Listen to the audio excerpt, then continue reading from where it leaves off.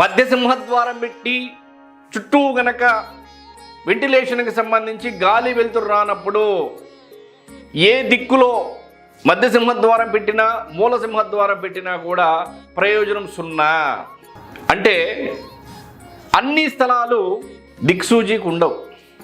కొన్ని స్థలాలు దిక్సూచికి ఉంటాయి, కొన్ని స్థలాలు దిక్సూచికి ఉండవు. అంటే దిక్కులు మారిపోతాయి. అది ఏ విధంగా అంటే ఇక్కడ చూద్దాం. స్థలం 1, స్థలం 2, స్థలం 3. స్థలం 1ని కనుక మనం పరిశీలిస్తే తూర్పు అనేది క్రాస్గా ఉంది, ఈ డైరెక్షన్లో ఉంది. ఉత్తరం అనేది ఈ డైరెక్షన్లో ఉంది. ఇది ఈశాన్యానికి తిరిగినటువంటి స్థలం, తూర్పు ఈశాన్యానికి తిరిగినటువంటి స్థలం. తర్వాత ఈ రెండో స్థలాన్ని కనుక మనం పరిశీలిస్తే ఉత్తర ఈశాన్యానికి ఉత్తరం ఉంది, తూర్పు ఆగ్నేయానికి తూర్పు ఉంది. అంటే తూర్పు ఆగ్నేయం తిరిగినటువంటి స్థలం దిక్సూచికి లేదు. 1, 2 స్థలాలు దిక్సూచికి లేవు, మూలం తిరిగిపోయింది. మూడో స్థలానికి వస్తే ఇది దిక్సూచికి పర్ఫెక్ట్గా ఉంది.